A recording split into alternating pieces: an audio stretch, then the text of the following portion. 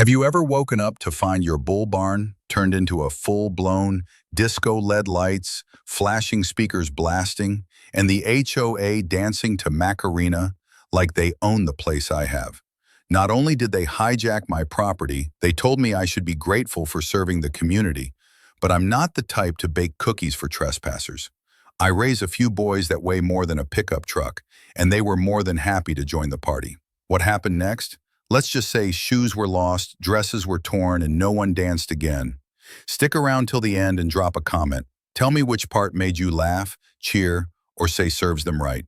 My barn, a massive structure my grandfather built, sits right on the border between my land and the HOA-controlled neighborhood. It's also become the obsession of Mara Henders, our HOA's self-appointed queen, who believes policing mailbox colors gives her domain over everything in a 5-minute radius. She's been after my barn for months, insisting community spirit meant letting her use it for her schemes. I'd always decline. This wasn't the first time we'd clashed. Last spring, she tried to force me to participate in some ridiculous spring beautification contest where homeowners competed for the best garden display. When I pointed out that cattle pastures weren't exactly rose gardens, she'd informed me that agricultural areas needed to elevate their aesthetic standards. That's when I knew exactly what kind of neighbor I was dealing with. The barn itself holds more than just sentimental value. It's a testament to 3 generations of Griggs family craftsmanship. My grandfather spent 2 years building it by hand, using oak beams he'd cut and cured himself. Every joint was fitted with the precision of a master carpenter, every beam chosen for strength that would last decades. He'd carved our family crest into the main support beam, a simple design of intertwined wheat stalks that represented our connection to the land. That barn had weathered storms, housed 4 generations of livestock, and served as the heart of our operation. There's a low wooden fence around the perimeter that keeps my livestock from wandering too close when I'm working, but that barn has become the center of an escalating battle of wills. Thursday afternoon, while checking on my 3 prize black Bangus bulls, 2,000-pound beasts who don't take kindly to uninvited guests, I heard unfamiliar voices coming from my barn. Walking toward the source of the commotion, I couldn't believe the audacious scene that greeted my eyes. Mara Hender stood in the middle of my private property, with about 6 other HOA board members pointing at different spots like she was conducting military operation. They had measuring tape, clipboards, and one board member was taking photographs of my barn's interior. My barn door was standing wide open, and these people were walking around inside like they were shopping for party venues. "This is even better than I imagined," Mara announced to her entourage, her voice echoing off the blacks. Rafters. While she gestured grandly, she was wearing a middle management powers suit, heels clicking across barn dust like she mistook it for a boardroom. "We'll set up the main stage right here, arrange buffet tables along that wall, and string decorative lights from beam to beam. It's going to be absolutely perfect for our Independence Day community celebration." I cleared my throat loud enough to get their attention. "Excuse me, but what exactly are you people doing in my barn without permission?" The question came out calmer than I felt, but I could hear the edge in my voice. Mara turned around with one of those practiced political smiles that did nothing to hide the cold calculation in her eyes. "Clayton, perfect. We're planning the Independence Day party. Your barn is exactly what we need. You should be proud." That's when Darla Finch, one of the newer board members, stepped forward with an uncomfortable expression. Darla's actually a decent person who got roped into the HOA board because she asked too many questions about barbecue regulations. Mara's solution was to invite her onto the board to keep an eye on potential troublemakers. Mara," Darla said hesitantly, "shouldn't we have asked Mr. Griggs for permission first? This is his private property, and according to our community guidelines, we need written consent for events on private land." Marla's smile tightened slightly, but her voice maintained that sickeningly sweet tone. "Oh, Darla, always worried about every tiny detail. I'm certain that Clayton understands this is for the greater good of our community. We're not asking for anything unreasonable here." Mara turned to Darla, her eyes cold as ice. "Darla, sweetheart, the common good doesn't wait for paperwork. Perhaps leadership isn't the right fit for you." The words hit like an invisible slap, making Darla shrink back, her face flushing red. This was exactly how Mara ruled through public humiliation. She turned back to face me with that same expectant expression. You're certainly not going to stand in the way of patriotic community spirit, are you, Clayton? I could feel my jaw muscles working as I looked around at these people measuring my barn. Actually, I absolutely am going to stand in the way, I said, keeping my voice level. This is private property that belongs to me, and I don't recall giving anyone permission to use it for anything. The temperature in my barn seemed to drop 20 degrees. Mara's smile finally faltered completely, replaced by the kind of cold look she probably reserved for people who dared to paint their shutters wrong colors. As the HOA delegation filed out, still discussing decorations among themselves like I hadn't just told them no, I noticed Darla hanging back. She caught my eye and mouthed the silent "I'm sorry" before hurrying after the group as Marla left. Her parting shot stuck with me. Think carefully, Clayton. This community has a long memory. Anger coiled in my gut from the pasture. Thunder let out a low bellow as if sensing my mood. I scratched his massive ears. They've underestimated us, big guy. I said they're about to get an education. Friday morning brought the unwelcome sound of trucks and shouting voices from my barn before I'd even finished my coffee. I looked out to see a convoy of vehicles parked along the property line, with Mara's silver SUV positioned prominently like a command vehicle, less than 24 hours after I told her no. She was back with what looked like a complete setup crew, pulling on my work boots. I headed outside to see what fresh nightmare was brewing. The scene looked like a home improvement show where the hosts had decided to renovate someone's barn without asking permission. Tables, chairs, and boxes of decorations were being unloaded by workers who seemed unaware they were trespassing. One worker was measuring distances for a stage setup, while two others argued about string light placement. Right in the middle stood Mara, clipboard in hand, directing operations.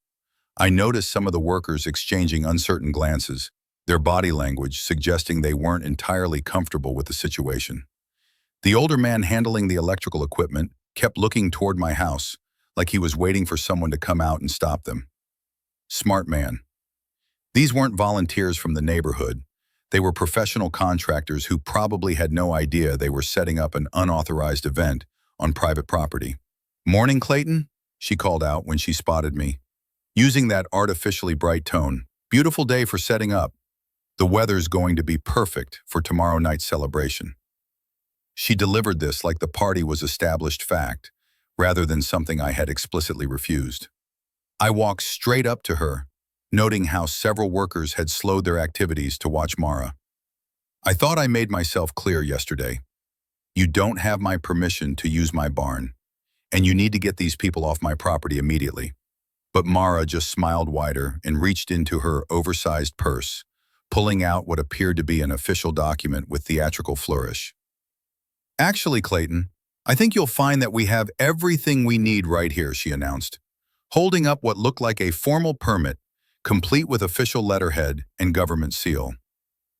"This is a properly filed community event authorization, obtained through all the appropriate legal channels." I glanced at the paper she handed me. For 2 seconds it screamed, "Home printer." The audacity of it hit me like a physical blow. This woman had actually sat at her kitchen table and fabricated an official government document. The sheer arrogance required to think she could get away with such obvious fraud was staggering. "Impressive work," I said, feeling my disgust rise. "Mind if I verify this?" I pulled out my phone and dialed Sheriff Burt Hallway. Mara's confident expression flickered for just a moment, but she recovered quickly. "Oh, that really won't be necessary. Everything here is perfectly legal, I assure you," but I was already talking to Burt, dispatcher, explaining the situation and requesting that he swing by when he had a chance.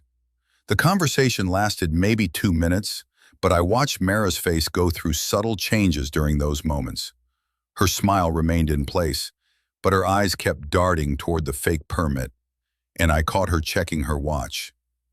Twice. That's when Darla appeared at Mara's elbow, looking even more uncomfortable than yesterday. She was carrying a folder stuffed with papers and wearing the expression of someone who desperately wanted to be anywhere else. The workers had started moving more hesitantly, some of them clearly picking up on the tension in the air. "Mara," she said quietly, "maybe we should discuss the timeline for this event. I mean, I saw you printing that thing this morning, and I'm wondering if we should shut it Barbecue killer, Mara snapped viciously, her mask finally slipping completely. I don't need your commentary on every little detail. The cruel nickname hit Darla like a slap, and I watched her face flushed with embarrassment and anger. Before I could respond, Sheriff Holloway's patrol car pulled up. Bert stepped out, adjusting his hat and taking in the organized chaos with practiced eyes. He was still an imposing figure at 6'4", but he had the calm demeanor that came from years of dealing with people at their worst. "Morning, Clayton," he said, walking over to shake my hand. "Dispatcher said you had questions about a community event permit." I handed him the document. Bert took it, glanced at it for 2 seconds and handed it back. "Ma'am, this is fake." He let the silence hang. "This is a property dispute," he continued, looking at me. "My advice is to work it out like adults." He gave me a look that said, "Good luck," and left. The silence that followed was uncomfortable. The workers had stopped pretending to be busy and were openly staring. Several of them were already starting to pack up their tools, clearly wanting no part of whatever legal troubles might be brewing. Darla was looking at the ground like she wanted it to swallow her, and Mara was calculating her next move with obvious desperation. "Well," she said finally, "perhaps there was some confusion with the paperwork, but the intent remains the same. This is a community event for the greater good." The workers were already packing up without being asked, clearly not interested in being part of whatever was about to happen next. As the workers loaded their equipment back into trucks, Mara stepped close enough that only I could hear her venomous whisper. "You remind me of a few thorns I had to weed out in corporate. They didn't last long either. This isn't over with or without your cooperation. We're having our celebration tomorrow." Night Saturday arrived with fresh vandalism. The low fence around the barn was deliberately broken. Inside, someone had spray-painted markers on my floor and spilled beer into a bag of cattle feed. It was a clear message when I saw the spray paint slashed across that hand-carved family crest. Something inside me went close. Very still, the red paint had been applied with deliberate malice, obscuring the wheat stalks my grandfather had so carefully carved decades ago. But that wasn't all. The vandals had also unscrewed several light fixtures, leaving exposed wiring that could have been dangerous for both humans and animals. The smell of spilled beer mixed with cattle feed created a sickening stench that would attract flies and potentially make my livestock sick if they got into it. I found myself remembering a summer afternoon when I was 8 years old, sitting cross-legged on the barn floor, while my grandfather showed me how to identify different types of wood grain. "Every piece tells a story, Clayton," he'd said, running his weathered hands along the beam where he'd carved our family crest. "This oak came from a tree that grew right here on our land for over 100 years. When we use it to build something that'll last, we're honoring that tree's life." The memory made the violation feel even more personal. They weren't just vandalizing property, they were desecrating something sacred. I was taking pictures of the damage when I heard voices approaching from the HOA neighborhood. Mara's voice carried clearly, discussing sound equipment and catering, like they were planning an event in their own backyard. "And we'll need to make sure the electrical hookups are properly grounded," Mara was saying, as she appeared with 4 other board members. "Safety is always our top priority." The irony of her concern for electrical safety, given the exposed wiring I just discovered, wasn't lost on me. She stopped short when she saw me documenting their vandalism. For just a moment, her mask slipped, and I saw something that might have been guilt. But it disappeared instantly, replaced by that bright smile. "Oh, Clayton, you're up early. I hope you don't mind, but we had to do a little advanced preparation for tonight's festivities." I gestured at the broken fence, spray-painted floor, and general chaos. "Is that what you call breaking my property and leaving trash everywhere?" "A little cleanup is just the price of community progress," she dismissed. I pointed to the damage. "Is that what you call it?" Mara waved it off dismissively. "Clayton, you're being dramatic. At my old job, I handled much worse. Troublemakers." Her tone was defensive. Something about that old job felt like a scar she didn't want touched. Darla tried to intervene. Marla were breaking things. But Marla cut her off with a vicious, quiet BBQ killer. But this time Darla didn't back down completely. "I thought maybe we should have asked permission before we started breaking things and making a mess," she said, her voice gaining strength. "And Mara's party plan looks pretty fishy to me. But every time I try to bring up legality issues, she tells me to shut up. The admission hung in the air like a confession. Here was a board member essentially admitting that Marla was running roughshod over property rights. But instead of acknowledging the criticism, Mara just laughed, that practice laugh. She probably used at cocktail parties. "Oh, Darla always gets worked up about details," she said to me like we were sharing a joke about a difficult child.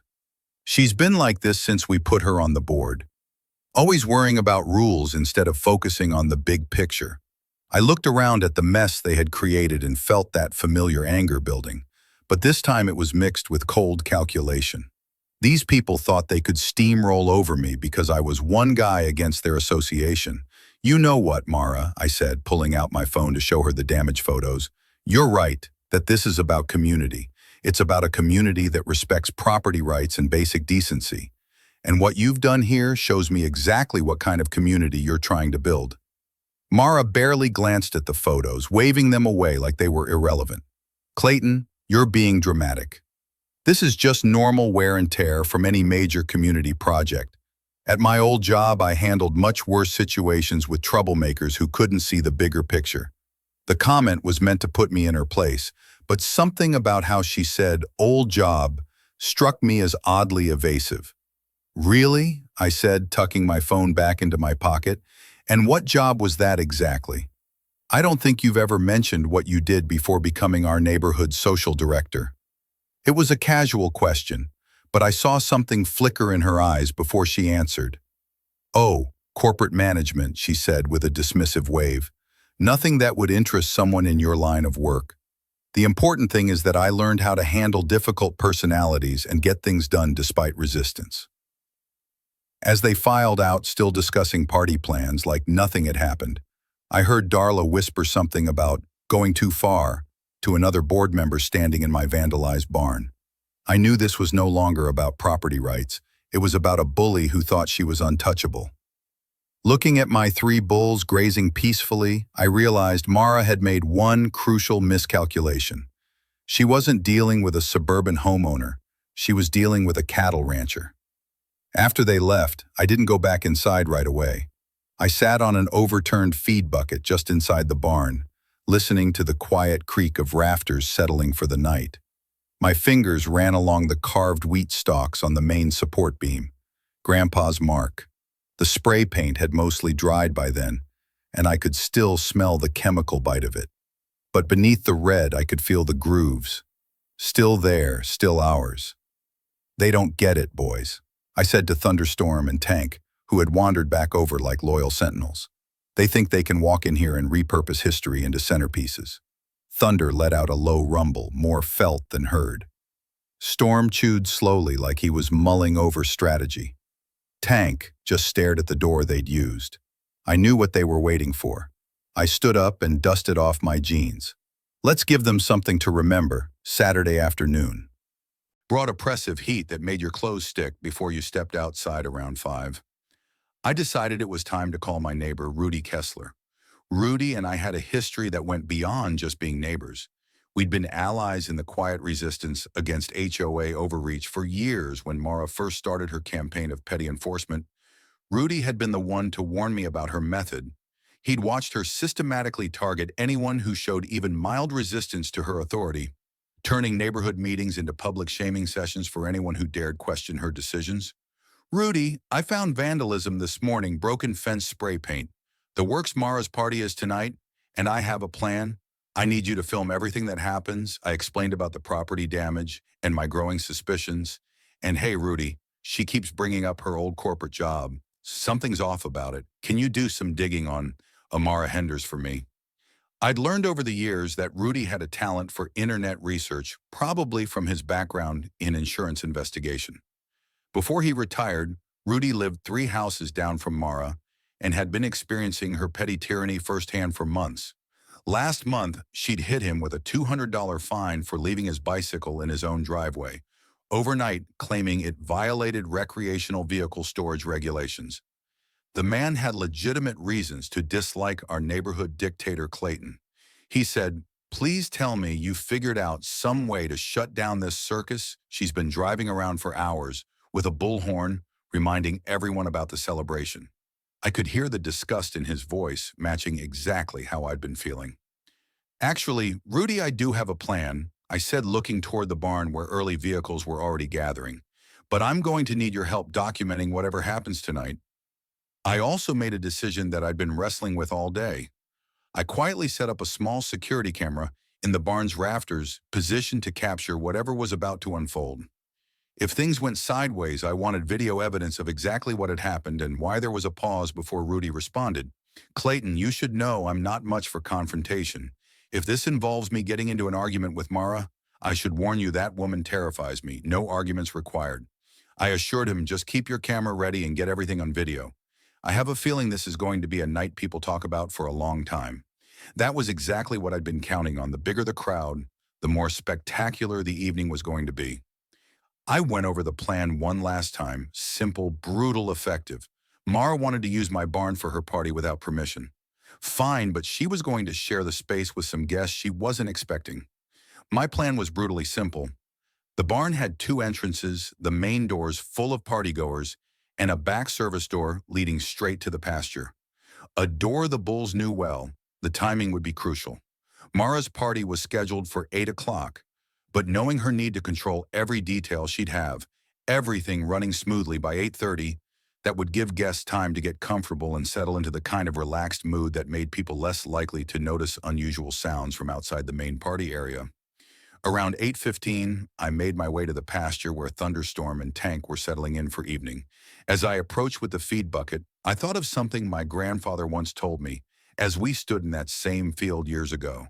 A bull doesn't need horns to scare a man, just timing. He once let our old steer wander near the road when the tax assessor came poking around.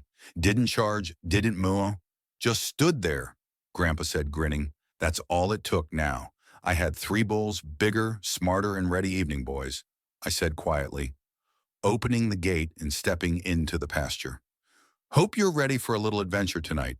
We've got some uninvited guests who need to learn about respecting other people's property. Thunder snorted and nudged my shoulder with his massive head, nearly knocking me off balance. Leading them toward the back of the barn was surprisingly simple. They followed the feed bucket like always, their massive hooves making soft thudding sounds in the dirt. The service corridor was dimly lit by a single bare bulb, but the bulls navigated without trouble. They'd been through here hundreds of times, and familiar smells put them at ease, despite the unusual nighttime timing. What they weren't used to was the noise from the main barn area, loud music, conversations, and party atmosphere, completely foreign to their quiet environment. At 8:15, I led the boys toward the back of the barn. The party noise, music, laughter grew louder through a crack in the door. I saw Mara holding court triumphant in her red, white, and blue dress. All right, boys, I whispered, my hand on the latch. Time to crash a party. Thunder appeared first, a 2,000-pound shadow materializing in the barn entrance for one perfect second. The party continued, laughter, clinking glasses, complete oblivion. A strange silence descended. The music seemed to die away, replaced by the tinkling crash of a glass hitting concrete. Then a collective intake of breath. Then the first scream rang out like a signal for the symphony of chaos to begin. Before panic could fully register, Storm and Tank emerged behind their leader. Chaos erupted. Oh my God! There are bulls in here! Multiple bulls! The woman's terror was infectious, spreading through the crowd like wildfire as 40 people simultaneously realized they were sharing space with massive livestock. Mara stood frozen near the buffet table, a paper plate clutched in her hand, her face cycling through disbelief, recognition, and pure rage. What? How did Clayton? She finally managed to shout, spinning around frantically, but I was already positioned safely outside, watching through the open doors with deep satisfaction. As my plan unfolded exactly as intended, Thunder had spotted the elaborate 3-tier cake and decided it warranted investigation. His massive head lowered toward the red, white, and blue frosting, just as the screaming reached fever pitch. The cake didn't survive the encounter. The entire structure crashed to the floor in an explosion of frosting and patriotic decorations. The sound like a small bomb going off. Suddenly, people weren't just backing away. They were running for exits that Mara's poor planning had blocked with tables and decorations. "Move the tables! We need to move the tables!" Someone shouted desperately, but the crowd was surging toward the small service door at the back. 40 panicked people trying to squeeze through a space designed for one storm had discovered the punch bowl and was drinking methodically while people scrambled around him like he was a natural disaster tank, found the gift bags near the entrance, and was nosing through them with the focus of a dedicated shopper, completely ignoring the human chaos. A man in an expensive-looking white suit tried to climb onto the buffet table to escape shouting, "I paid for this party. I want my donation back." He slipped, knocking over 3 trays of deviled eggs and diving face first into a bowl of potato salad. His wife, live streaming the chaos in a glittering sequin dress, shrieked, "Stop filming. We're going viral in the wrong way." Meanwhile, Storm, having drained the punch bowl, let out a resounding belch that echoed like a ship's horn, triggering a fresh wave of screaming. The noise was incredible. Screaming music, still blaring chairs, crashing as people climbed onto tables to escape. Right in the middle of this pandemonium stood Mara, still clutching her plate and shouting accusations. "This is deliberate sabotage. Clayton Griggs is purposely sabotaging our community celebration." Thunder decided he'd had enough noise. His bellow shook the entire barn structure, a sound that reminded everyone exactly what kind of animals they were dealing with. The screaming stopped. 40 people held their breath, but the quiet didn't last. Someone tried to climb the low fence, triggering a stampede toward what seemed like the safest exit. "My shoes, these are designer shoes," one woman wailed, navigating churned dirt in expensive heels while clutching the fence rail and trying to maintain dignity that had abandoned her miles ago. That's when Mara made her crucial mistake. Instead of helping people exit safely, she decided this was the perfect moment for confrontation. She pushed through the panicked crowd, stumbled over a fallen chair, and charged toward the barn entrance where she'd spotted me. "Clayton Griggs, this is assault. This is destruction of property." Her grand speech ended abruptly when she stepped directly into a fresh pile of bull manure that Tank had thoughtfully deposited near the entrance. The slip was spectacular. Mara's feet went out from under her like twisted ballet, and she went down hard in Tank's, offering her expensive, patriotic dress, absorbing both impact and organic matter. The outfit that had probably looked impressive an hour earlier was now decorated with a distinctly different color scheme. She tried to get up, but her high heels only made her slip deeper into the mess. Someone, do something," she wailed, trying to command the bulls as if they were disobedient employees, but the bulls just looked at her calmly, completely unimpressed. "I told them this party was a complete disaster," Darla Finch's voice carried clearly as she helped someone climb the fence. "I told them we should have asked permission, but nobody listens to the BBQ killer." For the first time since I'd met her, Darla sounded like she was enjoying herself. Meanwhile, the bulls had settled into their new environment.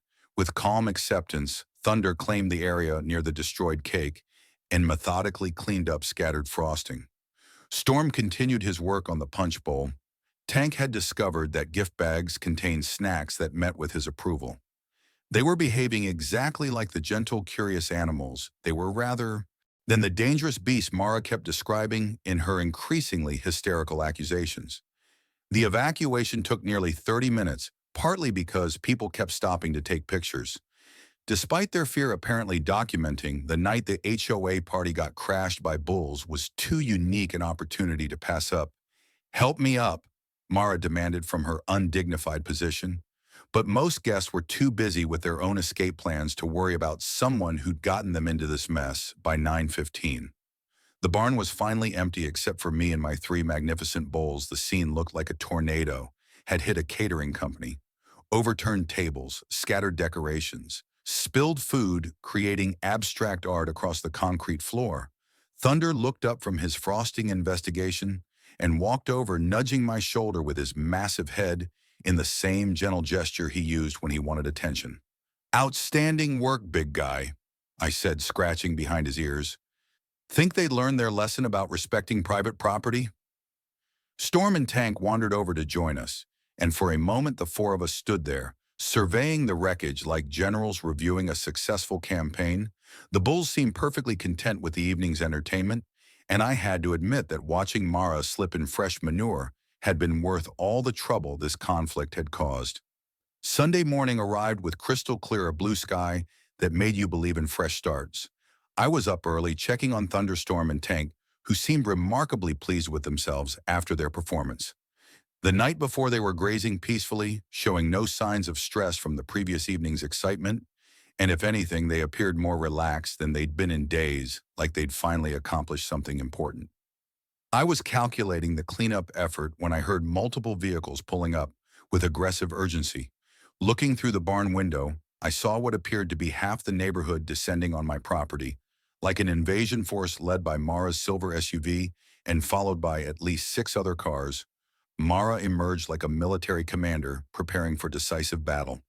Her hair styled to perfection despite the previous evening's adventures, and her clothes chosen to project authority. She was wearing a crisp white blouse and dark slacks that screamed serious business, and she was carrying a thick folder of official documents. Clayton Griggs' Mara's voice carried across the morning air, with the authority usually reserved for police making arrests. You need to come out here immediately and explain yourself. We need to discuss the criminal behavior that occurred here last night. She positioned herself directly in front of my barn doors, her army of supporters arranged behind her in what was supposed to be an intimidating formation. I walked outside, slowly taking my time and projecting calm confidence. "Morning, Mara," I said pleasantly. "Hope you're feeling better after your little adventure last night. I heard you took quite an impressive tumble during the party." The reminder of her undignified exit brought immediate angry color to her cheeks, but she maintained her aggressive posture. "What you did last night was absolutely criminal," she announced loud enough for everyone to hear. "Deliberate endangerment of community members, destruction of private property, assault with dangerous animals. I've consulted with legal experts and you're looking at serious criminal charges that could result in significant jail time." That's when Sheriff Burt Hallway's patrol car pulled up, and I felt relief that surprised me.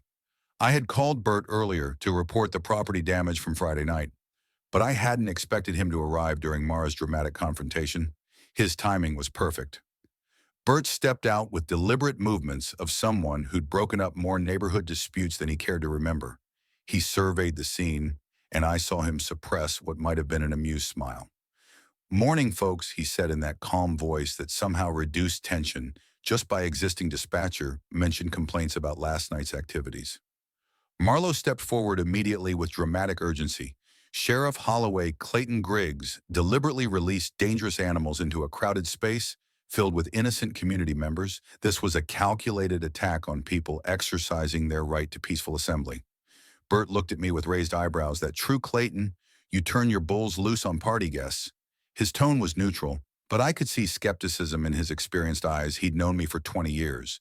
And the idea of me deliberately endangering people didn't fit with his understanding of my character. I felt the cold shape of my grandfather's barn key in my pocket, the same one he'd handed me on my 16th birthday. "Not just to lock doors," he'd said, "but to protect what's ours." His voice echoed in my head as I faced Mara and her army, and I realized this wasn't just about trespassing. It was about legacy. I handed him my phone displaying the pictures I'd taken of property damage from Friday night. And Saturday morning, Bert scrolled through the photographs quickly, his expression growing more serious with each image. The broken fence, spray-painted floor, spilled beer soaking into cattle feed, it painted a clear picture. "When were these taken?" he asked in his official voice. "Friday evening and Saturday morning," I replied. "After I specifically told Mander she didn't have permission to use my barn." That's when Bert pulled out a small recording device. "Miss Henders," he said formally, "I need to inform you that this conversation is being recorded for legal purposes. Now you mentioned a legitimate community event. Do you have documentation showing that Mr. Griggs gave permission for this event on his private property?" The silence that followed was beautiful. Mara's mouth opened and closed several times, but no words emerged. The tension crackled like dry hay underfoot. You could feel the shift neighbors looking at each other, then back at Mara, uncertain where to place their loyalty. Now that the sheriff was involved, Mara, for her part, tried to recover. This is just one man's word against a board's decision, she said, voice teetering between arrogance and panic. I stepped forward, calm but firm. Actually, it's one man's word. 36 photos, 2 videos, and a forged permit. The silence that followed wasn't awkward. It was judgment. Then someone at the back muttered, just loud enough. This ain't about a party anymore. It wasn't. It was about power, about what people do when they think no one's watching, and what happens when someone finally is. That's when Darla Finch finally spoke up, her voice cutting through the morning air, with clarity that comes from someone who's had enough of being intimidated. Bert, I need to tell you something about that permit.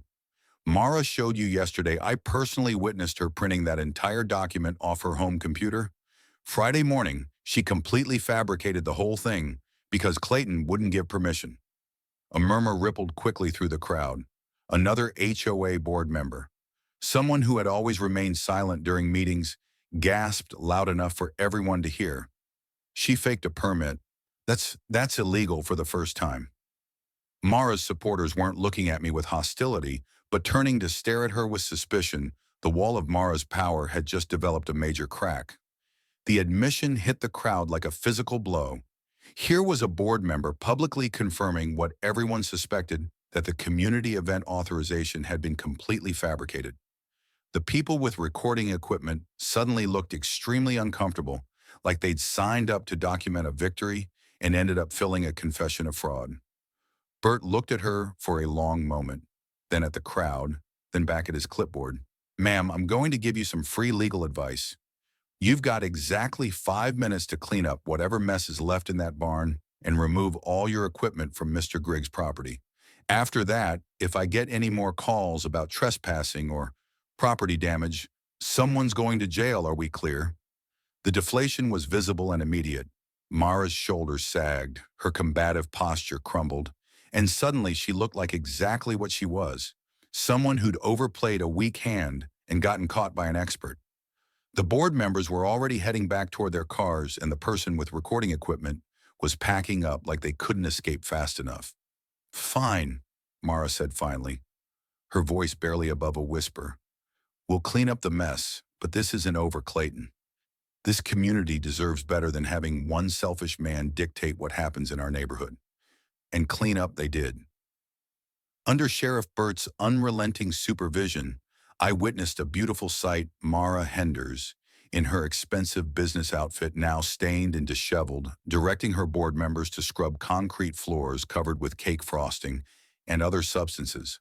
Her expression was a perfect mixture of rage and humiliation, especially when one member had to use a shovel to deal with the gift that Tank had left right by the entrance. It was the perfect ending to her party. Monday morning, I received a text from Rudy. It was just a link to a news article. The headline read, Regional Manager Fired for Workplace Bullying, Document Falsification. The photo was unmistakably Mara. Everything suddenly made sense. According to the report, Mara had been terminated from her position as regional manager after numerous employees filed complaints about her management style. The article described a systematic pattern of intimidation, personal attacks, and deliberate humiliation. The parallels to her HOA behavior were impossible to ignore. She'd been caught falsifying employee performance reviews and creating fake documentation. Exactly what she'd done with that permit. The monthly HOA meeting was packed with residents who'd come to hear about the weekend's dramatic events. Word had spread quickly about Mara's sudden departure. The Bull incident and Sunday's confrontation with Sheriff Holloway. The energy in the room was different from previous meetings. Instead of intimidation and fear, there was anticipation and hope for positive change. Darla stood at the front of the room behind the podium, looking more confident than I'd ever seen her. She'd been elected interim president and had already begun rescinding the petty regulations that had made residents' lives miserable before. We discussed what happened this weekend. I said, standing up from my seat in the back row, I think everyone should understand exactly what kind of person Mara Henders really is. I connected my phone to the projection system, and the room went silent as the news article appeared on screen. The effect was immediate and devastating. 40-plus homeowners were suddenly reading about their former HOA president's history of workplace bullying, her termination for creating fraudulent documentation, and the investigation that revealed systematic intimidation and abuse. The silence was profound, as people realized they'd been completely deceived. People were reading details out loud, making connections between Mara's past and what had been happening in their neighborhood. So this is why she always attacked people who asked questions, called out someone near the front. Now I understand why the Henderson family moved out. They said she made their lives miserable further. I continued switching to the property damage photos. I think everyone should see exactly what kind of community event Mara organized. Without permission, the visual evidence was damning clear photographs of deliberate destruction that undermined any claims about community cooperation. And finally, I said switching to Rudy's video footage of Saturday night's encounter. I want everyone to see how my dangerous animals actually behave. The footage showed Thunderstorm and Tank moving calmly through the party, more interested in investigating food than attacking people. It also clearly showed Mara's spectacular slip in bull manure. It started with a giggle from the back, then a snicker from the side, and finally the entire room erupted in laughter that was both joyful and liberating. This wasn't just humor, it was the sound of pent-up frustration from an entire year finally being released when someone motioned to thank me. Rudy stood up and added, "Clayton did what all of us were too afraid to do." The entire room rose to their feet in applause. And this time it wasn't just for me, it was for all of them. The vote that followed was swift and unanimous. Every homeowner present voted to formally censure Mara's behavior and establish new guidelines prohibiting the intimidation and harassment that had characterized her administration. They also voted to officially thank me for standing up to a bully and protecting everyone's property rights. I motioned that we officially thank Clayton Griggs for having the courage to stand up when the rest of us were too afraid. Called out a voice from the middle of the room, followed by enthusiastic applause that lasted several minutes as the meeting broke up. Many people stopped to shake my hand and thank me personally for standing up to someone who'd been making their lives miserable the next day. A for sale sign appeared in Mara's front yard that evening. Darla stopped by with updates, no more fines for bicycle storage, she said with a genuine smile. No more restrictions on barbecue schedules, and absolutely no more unauthorized use of private property for community events. What about the BBQ killer nickname? I asked. Darla laughed out loud, a sound I'd never heard during months of intimidation. Actually, I'm keeping it as an honorary title, she said with pride. After all, I did kill Mara's ridiculous barbecue regulations, and to celebrate, she continued, her eyes sparkling with genuine joy. We're planning a neighborhood barbecue at the end of the month, a real party. No ridiculous regulations, no permits from a tyrant. Everyone's invited, and we're holding it at the community park. You'll come, won't you, Clayton? I looked at her, a true leader being born from the ashes of oppression. I wouldn't miss it, I replied. And for the first time in months, I felt like I was truly part of a community. Looking back at my barn where this entire conflict had played out, I reflected on what the week had taught me about community and courage. The bulls had become minor celebrities among local kids who would sometimes walk by just to see the party-crashing bulls. One afternoon, a group of them waved and yelled, "High thunder, high storm," like they were greeting superheroes. One little girl even handed me a drawing of the barn with the bulls wearing party hats. I taped it to the fridge that moment. That drawing meant more than any official vote ever could. In the end, it had taken 3 bulls one weekend and a Monday night revelation to restore balance to our little corner of suburban America. Sometimes justice comes with badges. In courtrooms, sometimes it comes with votes and community meetings, and sometimes, just sometimes, it comes with 2,000 pounds of righteous fury and a property owner who's finally had enough of being pushed around. Marla Henders had learned that lesson the hard way, and our neighborhood was better for it from all of us.